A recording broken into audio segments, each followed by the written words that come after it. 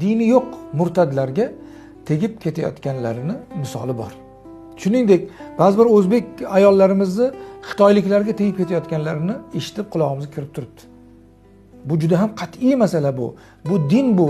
Bu Alloh subhanahu va taolo qat'iy belgilab qo'ygan. Mu'mina ayol mushrikka yoki boshqa bir din vakiliga nikohlanishi qat'iyan harom amal, mumkin emas, joiz emas. Ularning o'rtasida nikoh yo'q. Mabodo ular bilan bir-biriga nikohlandik deb borib yashayotgan bo'lsa, zino bo'ladi. Alloh asrasin, ulardan tug'ilgan farzandlar valad zino bo'lib qolishi mumkin.